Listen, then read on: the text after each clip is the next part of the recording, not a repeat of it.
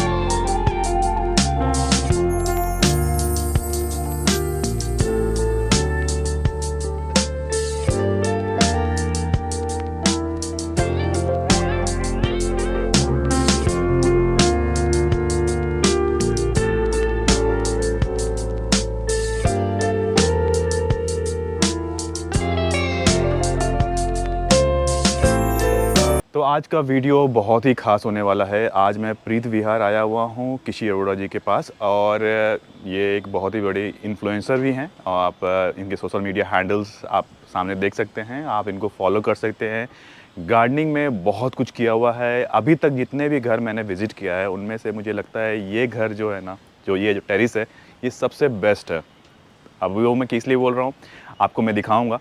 कितने सारे fruiting plants, कितने सारी डिफरेंट तरह के फूलों की variety, winter flowering plant 40 degree temperature में वो मेंटेन कर रही हैं, वो भी मैं आपको दिखाने वाला हूँ। तो मतलब इस टेरिस पर आने के बाद मुझे लगा कि भाई ये नेक्स्ट लेवल वाले फीलिंग्स है मेरे लिए। तो चलिए ये वीडियो स्टार्ट करते हैं। आपसे मिलवाता हूँ किशी अरोड़ा जी को और जानते हैं उनकी गार्डनिंग जर्नी क्या कर रही हैं, कब से कर रही हैं और इस लेवल तक पहुंचने में कितना टाइम लग गया। सारी चीज़ों के बारे में हम डिटेल में बात करेंगे अपने इस वीडियो में। तो वीडियो को लास्ट तक ज़रूर देखिएगा। मैं फिर से बोलूँगा लास्ट तक ज़रूर देखिएगा क्योंकि आपको बहुत कुछ सीखने के लिए मिलने वाला है इस वीडियो में। तो चलिए स्टार्ट करते हैं ये वीडियो और बात करते हैं मैम से। किशी जी, आपका बहुत बहुत स्वागत है मेरे चैनल पे, और अपने बारे में थोड़ा दर्शकों को बताइए, अपनी गार्डनिंग जर्नी के बारे में बताइए, क्या करती हैं इसके बारे में भी थोड़ा बताइए। सो मैं एक पेस्ट्री शेफ़ हूँ अच्छा। और फूड कंसल्टेंट हूँ। लोगों के लिए रेसिपीज़ डेवलप करती हूँ और अपने लिए तो वैसे ही रेसिपीज़ डेवलप होती रहती हैं जब भी ट्राई करें। मेरी मदर बहुत बड़ी इंस्पिरेशन है। एंड गार्डनिंग जर्नी स्टार्ट हुए हुए आई थिंक 15-20 इयर्स आराम से होंगे, because I been watching my mother. मैं उनको देखती हुई आ रही हूँ। मेरी मदर बहुत टाइम से गार्डनिंग करती थी, बट वो जब हम पहले गाजियाबाद में रहते थे तो हमारे घर में बाहर पूरा लॉन, मतलब ज़मीन थी जैसे कहते, तो सारी सब्जियां वहाँ उगती थी। बट उसके बाद जब दिल्ली शिफ्ट कर गए तो यहाँ तो अर्बन है सब कुछ, सो तब उन्होंने गमलों में सब कुछ करना शुरू करा। बट ऑब्वियसली बिगर स्केल पे नहीं करा। इंडोर प्लांट्स शायद ज़्यादा थे। उनको देखते देखते जब मैं इंडिया वापस आई तो बिकॉज प्लांट्स घर में थे और देखते देखते बड़ी हुई हूँ, तो आई थिंक मैं उसको बस बढ़ाती गई हूँ, वो कम नहीं हुआ है। तो कई बार मेरे फादर बोलते थे कि हमें शायद दिल्ली में नहीं रहना चाहिए, हमें शायद एक फार्मलैंड में रहना चाहिए। बट वो हुआ नहीं है, तो कन्वर्ट कर दिया ऊपर टेरेस को लिटरली फार्मलैंड में। तो टेरिस पे करना टफ पड़ता है या फिर अगर आप बोलेंगे लैंड पे करना आसान पड़ता है, क्या है? ऑब्वियसली टेरेस पे बिकॉज हर चीज रिस्ट्रिक्टेड है, राइट? गमलों के अंदर है, तो आप किसी चीज की ग्रोथ को रिस्ट्रिक्ट कर रहे हैं उतने एरिया में। सही बात है। अगर आप जमीन है आपके पास तो आप एक प्रॉपर पेड़ लगा सकते हैं, बट बिकॉज गमले में है तो आप उसको आप ट्राई करोगे ग्राफ्टिंग या एयर लेयरिंग वाला लगाओ कि आपको कल को फल मिल जाए। सो रिस्ट्रिक्ट हो जाता है। तो चैलेंजेस बहुत फेस किए होंगे वहाँ से आने के बाद यहाँ पे? हाँ, बिकॉज वहाँ पे भी मैं गार्डनिंग करती थी कैलिफोर्निया में, एंड वहाँ और यहाँ मौसम का बहुत फर्क है। हमारे 4 डिफरेंट काइंड ऑफ सीजन्स होते हैं, तो उस चक्कर में प्लांट्स बदलते रहते हैं। There is goods and there is pros and cons to both the things. So यहाँ पे ये है कि मौसम बदलता है तो सीजनल पौधे बहुत अच्छे आ जाते हैं, फूल वगैरह। कैलिफोर्निया का मौसम अलग है, मैं सैन डिएगो में रहती थी तो वहाँ पे मौसम ओवरऑल थ्रू आउट सेम चलता है। तो जो ठंड के कॉन्सेप्ट है, जैसे यहाँ पे ठंड का कॉन्सेप्ट है, वो कॉन्सेप्ट नहीं है। और मुझे ठंड पसंद है ओवरऑल। अच्छा। तो मुझे सर्दी का टाइम सबसे अच्छा लगता है दिल्ली के अंदर। और उसी में सबसे ज़्यादा वेजिटेबल्स वगैरह भी, सब्जी, फूल, मतलब ओवरऑल गार्डन, मतलब बारिशों में तो हरा हो जाता है, दैट इज वन थिंग। वो सारा न्यूट्रिशन तुम्हें नहीं देना पड़ता, बारिश दे देती है। बट सर्दियों में देखने में बहुत सुंदर लगता है। समर में मेरी डील होती है, मुझे कोई फर्क नहीं पड़ता कि कोई फूल आ रहे हैं या नहीं आ रहे हैं, मुझे फर्क पड़ता है कि मेरे पौधे सर्वाइव कर रहे हैं या नहीं कर रहे हैं। So my deal is that in summers it's to survive, winters is the time you cherish the survival. तो आपका जो इंटरेस्ट है, अगर मैं पूछूं तो इंटरेस्ट किस चीज़ को लेके ज़्यादा है? फूलों को लेके है या वेजिटेबल्स को लेके या फ्रूटिंग प्लांट्स को लेके? अगर सच बोलूँ तो सब चीज़। I try and mix things on the terrace. Okay. सब्जियां भी बहुत सारी हैं, फ्रूट्स भी हैं, रेगुलर फ्लावर्स भी हैं, इंडोर प्लांट्स जैसे होते हैं वो भी हैं, बास्केट प्लांट्स हैं। मेरे को एक यहाँ पे ना एक पूरा जैसे बायोडाइवर्सिटी जिसे बोलते हैं, ऐसे बायोडाइवर्सिटी है। I have everything. जहाँ पे अगर मेरे जैसे फल और ये सब्जियों के पौधे हैं, वहाँ पे मैं फूल भी लगा देती हूँ, तो मुझे पॉलिनेशन करने की ज़रूरत नहीं है। एंड बहुत लोग जैसे हैंड पॉलिनेशन करते हैं, टचवुड सब कुछ अच्छा रहा है कि मुझे करने की जरूरत नहीं है। Bees are happy here because यहाँ पे मिक्स चीजें हैं। I also have a small water pond, तो वो है, तो उस वजह से बर्ड्स भी यहाँ पे बहुत आती हैं। एंड मैं कुछ केमिकल डालती नहीं हूँ। तो मुझे जो दिख रहा है कि गर्मियों में डेंथस खिल रहा है। हाँ, ये जादू कैसे हो गया? एक तो मैंने इनको छोटे पॉट्स में डाल के ये बड़े पॉट में रखा हुआ है, तो क्या हो रहा है कि जो रूट नीचे से निकल रही है वो नरिशमेंट ले रही है। और ड्राई नहीं हो रही है, बिकॉज अगर मैं सिर्फ गमले में छोड़ दूंगी तो ड्राई हो जाएगी। बट बिकॉज नीचे मैंने इस बड़े में पेरिफेरी में रखा हुआ है, तो वो रूट्स नीचे जाके नरिशमेंट लेती है। तो दे आर मैं हमेशा यहाँ पे पोर्चुलाका लगा देती थी, बट अब नहीं लगाती हूँ। अब मैं जो भी चीज रखती हूँ मैं उसको गमले में रखती हूँ, बिकॉज विंटर में मैं इसको कहीं भी मूव कर देती हूँ। बट समर्स में ये यहाँ रहता है और नीचे रूट्स पानी लेती रहती है और जिंदा रहती है। बट और मैं ये प्लग करती रहती हूँ, पर मैं थक जाती हूँ क्योंकि ये सूखते रहते हैं गर्मियों में। तो अब मैंने इतना नहीं करती, but I think once a week में कर देती हूँ। जितने डेड फ्लावर्स होते हैं मैं सारे निकाल देती हूँ। ओके, सो ये ककड़ी है, जिसका सीजन अब खत्म होने वाला है। आई थिंक जब अगर बारिश आ जाएगी तो ककड़ी टेढ़ी मेढ़ी हो जाती है, बट जब तक बारिश नहीं आएगी तब तक फल देती रहेगी। हमने बहुत ककड़ी खाई है समर्स में। हाँ, मैंने आपके इंस्टाग्राम पे देखा था ये। हाँ, ये मेरे लंच में एक, और हम ज्यादा नहीं तोड़ते हैं बिकॉज मैं और मेरी मदर रहते हैं, तो हम 1 या 2 ककड़ी तोड़ेंगे और लंच में खाएंगे और फिर अगले दिन के लिए। एंड पानी दे दो तो वो बड़ी हो जाती है। ओके। ये कॉर्न है। तो कॉर्न आपने पहले कॉर्न लगाया? ये मेरा फर्स्ट टाइम है ग्रोइंग कॉर्न का। मैंने पहले कभी कॉर्न ग्रो नहीं करा, so I am also doing a trial. पर देखने में ही खूबसूरत ये बहुत, मैं भी एक्साइटेड हूँ टू सी कि ये कैसे आएगा। एंड नेक्स्ट टाइम मैं एक ही बेड में लगाऊंगी और ककड़ी को इधर रखूंगी। मतलब it's gardening is like an experiment.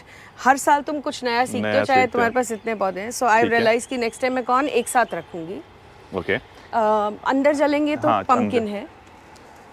तो बेलो वाले भी आपने क्रीपर्स भी बहुत सारे लगा दिए ना? काफी सारे हैं। देयर इज ये कौन सा है? अच्छा, सो अगर हम स्टार्ट करें तो ये अंगूर का पौधा है। ओके। 2.6 kg अंगूर मुझे अपने लिए मिले थे। बाकी मैंने बहुत छोड़े हैं, तो अगर आप देख सकते हो एंड है because birds love to eat. वो सीड्स वाले हैं। तो ये ब्लैक है, ग्रीन है? ये ग्रीन है और बहुत मीठा है। मैं आपको नीचे टेस्ट कराऊंगी। ठीक है। It is like sugar. अरे वाह, बहुत मीठा है ये। तो कितना पुराना ये प्लांट है? This plant is around 8 years I think. 8 साल हो गए। हाँ, इसको 8 साल हो गए और मैं इसकी बहुत प्रूनिंग करती हूँ बिकॉज ये एक कंटेनर के अंदर है और मुझे चाहिए नहीं कि ये बाहर निकले। मैं इस एरिया में रिस्ट्रिक्ट कर देती हूँ। तो ये यहाँ पे इसको प्रूनिंग करके हम इतना ही रखते हैं और फिर जब इसका मतलब जब ये ग्रोथ लेता है तो ये एंड तक रीच कर लेता है। दिस इज घिया। ये घिया है एंड आई एम होपिंग कि फल मिलेगा। बारिश होएगी तो अभी थोड़ा ठंडा, धूप में तो ये सर्वाइव कर जाए, मुझे बस वही लगता है बिकॉज ये सूखते रहते हैं। एंड पानी फ्रूटिंग ले रखा है आपने? हाँ, इसने एक तो फ्रूट हमें दे दिया है, बट हम और वेट कर रहे हैं। अब जरा बारिश की वजह से और इसकी ताकत आएगी एंड अच्छे से होएगा। कद्दू हम खा चुके हैं और हमने इनफैक्ट मैंने एक वीडियो बनाई थी जिसमें मैंने कद्दू की सब्जी बनाई थी। घर के कद्दू बहुत अच्छे होते हैं। आई ग्रो वेराइटीज ऑफ कद्दू। तो कद्दू और घिया अलग अलग हो गया? हाँ, घिया माने लौकी एंड कद्दू इज पम्पकिन। अच्छा, पम्पकिन। हाँ, सो ये पम्पकिन है। I can see baby pumpkins right now. Okay. So I am hoping कि इससे भी मिलेगा। These are different kind of papers. तो ये कंपेनियन प्लांटिंग है, जैसे ये बेल चल रही है तो आगे हमने पौधे लगाए हुए हैं, मतलब कंटेनर का पूरा यूज कर लें। हाँ, पूरा यूज करने के लिए बहुत जरूरी एंड ये कंटेनर्स भी काफ़ी पुराने हैं। I think they are now at least 7 years old. और तो ये किस चीज़ का बना हुआ है? लकड़ी ये का है? बैम्बू एंड लकड़ी का मिक्स करा हुआ है। फिर मैंने एज टाइम हैज प्रोग्रेस, पहले ये नीचे सिर्फ ड्रेनेज वाले पाइप्स पे थे जैसे, फिर उसके बाद मैंने ये ड्रेनेज मैट्स लगा दिए, अच्छा। और अब मैंने इनको लोहे के स्टैंड पे लगवा दिए, जिससे कि मेरे नीचे सीलन अगर बचानी होती है अपने घर में तो this is one of the best veg कि आप इनको उठाकर रखो, रेज करके रखो।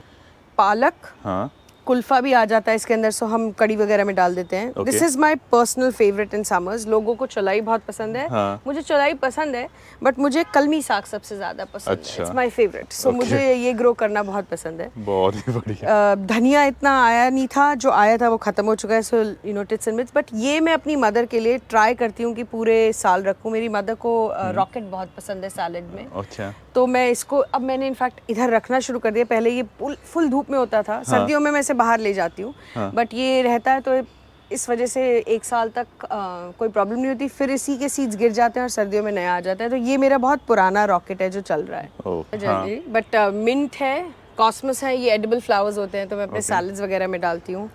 बेसल, इस बेसल को मैं कम काटती हूँ और बढ़ने देती हूँ, बट मैं मेरी एक आदत है, मैं घर में प्लेन पानी नहीं पीती, मैं फ्लेवर्ड वाटर पीती हूँ। अच्छा। सो जितने भी फ्लावर्स होते हैं मैं सैलड्स वगैरह में यूज़ करती हूँ, या स्निप करके पानी में डाल देती हूँ, तो पानी का टेस्ट अच्छा हो जाता है गर्मी में। एंड ये मैं यहाँ पे पॉलिनेशन के लिए भी छोड़ देती हूँ, जिससे कि सारी वेजिटेबल्स को पॉलिनेशन मिलती रहे और मुझे ना काम करना पड़े, बिकॉज ओवरऑल बहुत काम हो जाता है। दिस इज जुकीनी, जिससे हमने बहुत खाए हैं, और 2 बारिशों के बाद एकदम हरी हो गई और फिर से इसने फुटाव ले लिया। सो आई हैव अ फीलिंग कि फिर से यू नो फल देगी। ओके। एंड भिंडी, बिकॉज मेरे को बहुत पसंद है, और एवरी डे 7-8 भिंडी आ जाती है। 3 दिन इकट्ठा करो, 2 लोग हैं, आराम से भिंडी आलू या भिंडी प्याज। एंड मैंने भिंडी की बहुत रेसिपीज इसीलिए शेयर करी हैं क्योंकि मेरी मदर हर 10 भिंडी से कोई एक वेरिएशन बनाती रहती है। मैं यही बोलने वाला था कि इंस्टाग्राम पे मैंने ये भी देखा था कि भिंडी की सब्जी आप बहुत ज़्यादा बनाती हैं। एंड वो वेरिएशन जैसे भरवा भिंडी, प्याज, यू नो भिंडी 2 प्याज, ऐसे करके बहुत सारी वेरिएशंस करती रहती हैं वो। And that's my way to try. इसमें 2-3 वैरायटी ऑफ भिंडी अगर आप देखोगे तो पत्ते अलग हैं। पत्ते अलग हैं। हाँ, सो ये अलग लग रहा है, ये बिल्कुल हाँ, ये वाला अलग है। बहुत लोगों को ना लगता है कि उनकी भिंडी खराब हो गई है जब अगर आप उनके ये पत्तों के पीछे ऐसे गोल वो बबल्स होते हैं जो छोटे-छोटे, हाँ, उन्हें लगता है खराब हो गई, but that's the way to say कि प्लांट हेल्दी है। हियर यू कैन सी यहाँ पे लोगों को लगता है इसमें शायद ये कीड़ा है, ये कीड़ा नहीं होता है। This is basically just bhindis plant away saying कि मैं बिल्कुल ठीक हूँ, मेरे को कोई प्रॉब्लम नहीं है। अच्छा, इट्स अ हेल्दी प्लांट। चलिए, अच्छी नॉलेज आपने शेयर कर दी। और फ्लावरिंग अभी भी आ ही रहे हैं लगातार। हाँ, भिंडी आता रहेगा। इनफैक्ट अब देखिए जैसे यहाँ पे थोड़े मिली बग्स दिख रहे हैं ना ये हमें, सो मैं एक रीठा का स्प्रे करूंगी ओवरऑल पूरे इसके अंदर, क्योंकि बारिश का मौसम अब आने वाला है।